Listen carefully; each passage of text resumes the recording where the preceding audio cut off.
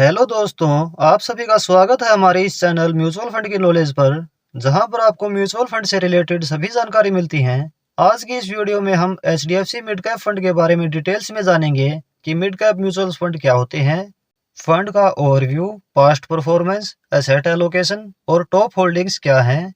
इस फंड ने पिछले 5 वर्ष में और पिछले 10 वर्ष में पैसे को कितना ग्रो किया है। कैलकुलेशन करेंगे कि यदि इस फंड में इन्वेस्ट किया जाए तो कितनी वेल्थ इस फंड से बना सकते हैं और किसे इस फंड में निवेश करना चाहिए। तो दोस्तों, वीडियो को लास्ट तक जरूर देखें, तभी आप इस फंड के बारे में डिटेल्स में जान पाएंगे। और इस तरह के कंटेंट रेगुलर पाने के लिए चैनल सब्सक्राइब जरूर कर लें। चलिए सबसे पहले यह जान लेते हैं कि मिड कैप म्यूचुअल फंड क्या होते हैं। यह मिड कैप कैटेगरी के इक्विटी म्यूचुअल फंड होते हैं। इन फंड को अपनी टोटल एसेट का मिनिमम 65% मिड कैप कंपनीज में निवेश करना कंपलसरी होता है।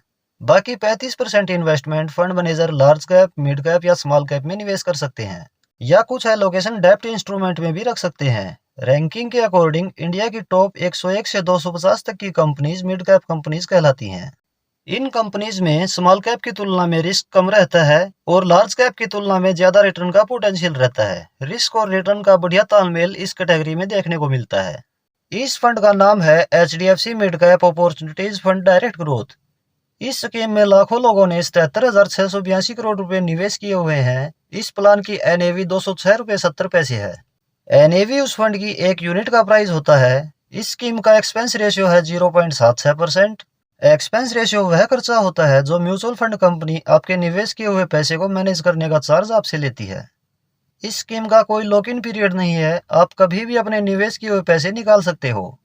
लेकिन निवेश के 1 वर्ष के अंदर ही यदि पैसे रिडीम कर लेते हैं तो 1% का एग्जिट लोड चार्ज लगेगा। 1 वर्ष के बाद निकालने पर कोई चार्ज नहीं लगेगा।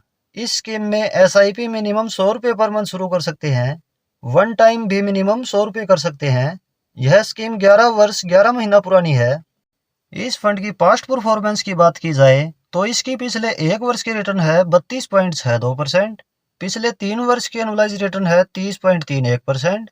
पिछले 5 वर्ष की एनुअलाइज रिटर्न है 29.88%। पिछले 10 वर्ष की एनुअलाइज रिटर्न है 19.24% और इसकी ओवरऑल एनुअलाइज रिटर्न है 22.16%। इस फंड की एसेट एलोकेशन देखें तो इस फंड ने 75 स्टॉक्स में होल्डिंग की हुई है। मिड कैप में एलोकेशन 66.48% है, लार्ज कैप में एलोकेशन 8% है और स्मॉल कैप में एलोकेशन 17.29% है और कैश में एलोकेशन 8.2% है। चलिए अब यह भी देख लेते हैं कि इस फंड ने किन सेक्टर्स में निवेश किया हुआ है। फाइनेंशियल सेक्टर में 22.9% निवेश किया हुआ है, हेल्थ केयर सेक्टर में 13.3%, टेक्नोलॉजी सेक्टर में 9.9%, सर्विस सेक्टर में 8.9%, कैपिटल्स गुड्स में 8.6% और ऑटोमोबाइल सेक्टर में 7.8%। इस फंड की टॉप होल्डिंग्स देखें तो इस प्रकार हैं: the Indian Hotel Company Limited, Max Financial Service Limited, the Federal Bank Limited, Coforge Limited, IPCA Laboratories Limited, Balkrishna Industries Limited, Apollo Tyres Limited. चलिए इस फंड के एडवांस रेशियो भी देख लेते हैं। किसी म्यूचुअल फंड की सही परफॉर्मेंस इन्हीं रेशियो से पता चलती है। इस फंड का अल्फा 6.23 है।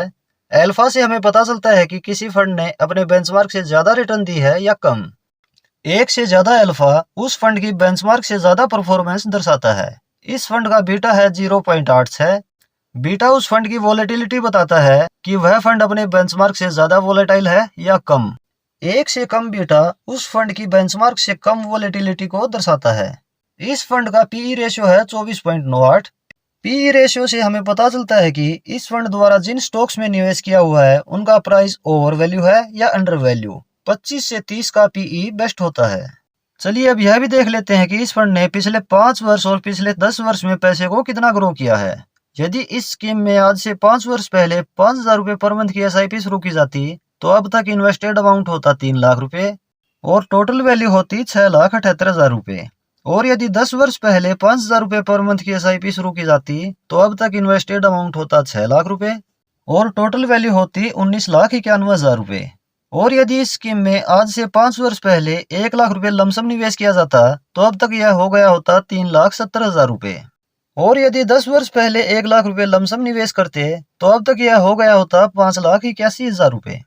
चलिए अब हम कैलकुलेशन करते हैं कि यदि इस स्कीम में 1500 रुपये महीना SIP शुरू की जाए या 1 लाख रुपए वन टाइम निवेश किया जाए तो कितना अमाउंट इस स्कीम से हमें मिल सकता है। लॉन्ग टर्म में हम 19% की रिटर्न इस स्कीम से एक्सपेक्ट करते हैं, लेकिन यही रिटर्न आपको फ्यूचर में मिले इसकी कोई गारंटी नहीं होती। रिटर्न इससे ज़्यादा भी हो सकती है और रिटर्न इससे कम भी हमें देखने को मिल सकती है। यहाँ हम 19% रिटर्न केवल एग्जाम्पल के लिए ले रहे हैं। SIP 1500 रुपये महीना, रिटर्न 19%, ड्यूरेशन 10 वर्ष। 10 वर्ष में इन्वेस्टेड अमाउंट हो जाता है 1,80,000 रुपये और टोटल वैल्यू हो सकती है 5,37,686 रुपये। SIP को यदि 15 वर्ष तक रेगुलर रखें तो 15 वर्ष में इन्वेस्टेड अमाउंट हो जाएगा 2,70,000 रुपये और टोटल वैल्यू हो सकती है 15,30,750 रुपये। और यदि SIP को 20 वर्ष तक रेगुलर रखें तो 20 वर्ष में इन्वेस्टेड अमाउंट हो जाएगा 3,60,000 रुपये और टोटल वैल्यू हो सकती है 40,79,486 रुपये।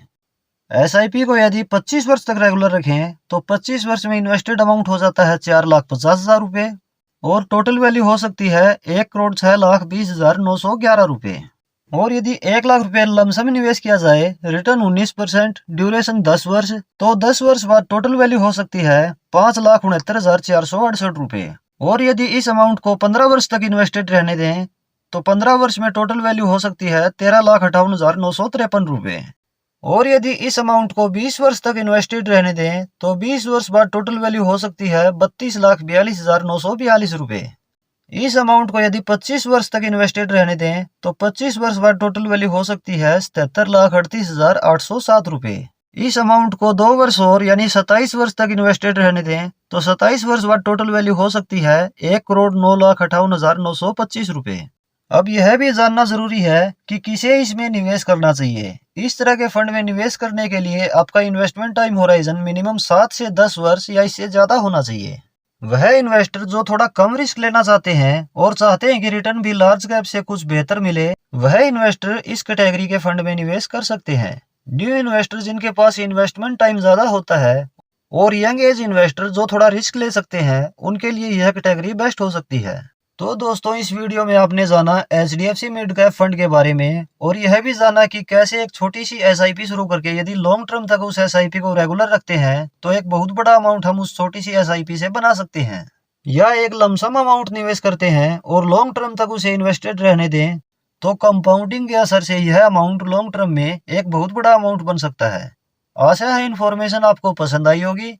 यदि वीडियो पसंद आई है तो वीडियो को लाइक और शेयर जरूर कर दें। इस टॉपिक से रिलेटेड यदि आपका कोई सवाल या डाउट है तो कमेंट बॉक्स में बता सकते हैं। हमारे चैनल की कुछ अन्य इन्फॉर्मेटिव वीडियोस आपको एंड स्क्रीन पर दिखाई दे रही है, आप इन्हें भी जरूर देखें। इस तरह की इन्फॉर्मेटिव वीडियोस रेगुलर चैनल पर आपको मिलती रहेंगी। इसके लिए आप हमारा यह चैनल सब्सक्राइब जरूर कर लें। वीडियो अंत तक देखने के लिए आपका बहुत बहुत धन्यवाद। आपसे मुलाकात होगी नेक्स्ट वीडियो में किसी और इन्फॉर्मेटिव टॉपिक के साथ।